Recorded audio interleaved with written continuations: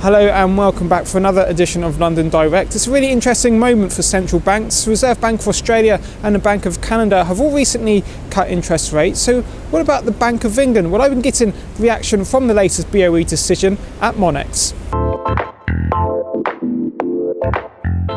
So there was no real great surprise from the Bank of England. No one expected them to raise rates, but we did see some really encouraging PMI data earlier in the week, which shows that the UK economy is relatively strong, isn't it?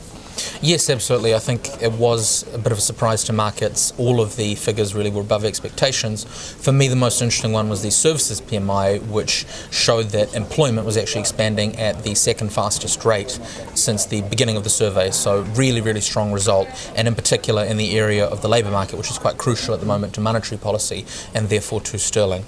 I keep running around in circles with inflation because as I see it, especially for a services economy like the UK, low commodity prices, low oil prices are going to be surely good for a services and consumer-based economy.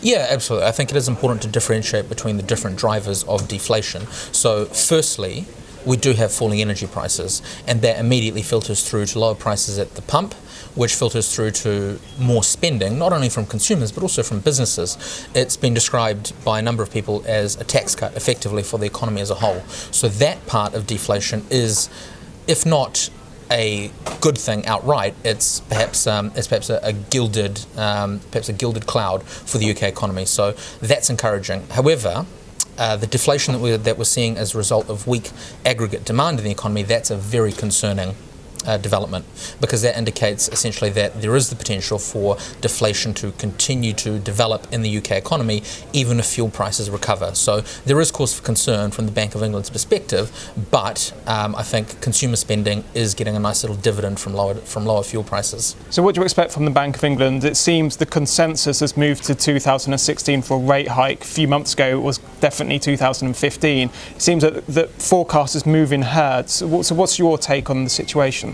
Well, I think this is going to be the most interesting inflation report from the Bank of England in quite some time, because they have conflicting data points.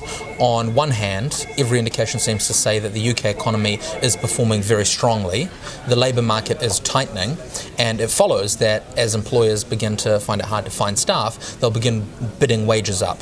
As wages rise, inflation picks up, and the monetary policy response that you'd expect from the Bank of England is tighter monetary policy. Now, MPC members have said on a number of occasions that when they believe that this chain of events is about to occur in the economy, they'll actually raise interest rates before wage inflation begins to pick up in earnest. So the way that the Bank of England interprets these latest figures will actually be completely crucial to monetary policy, and actually if they look at these recent PMI figures, it could be quite justified that a few of the MPC members, or perhaps the inflation report as a whole, could begin to envisage rate hikes towards the end of 2015. Is there a theme amongst central banks at the moment? Obviously ECB introduced QE, Australia cut, Canada cut relatively recently. What's driving these central bank motivations? Well, I think it is tempting to say that, like forecasters, central banks move in herds. However, I don't think that's an adequate representation of what's actually driving decision making in central banks.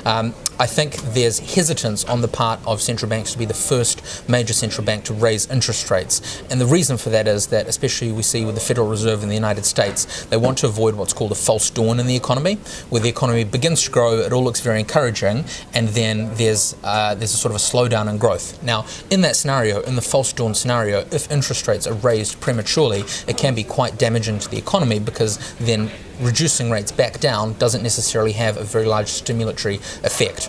So I think we're seeing hesitance on the part of the Bank of England and the Fed in raising rates.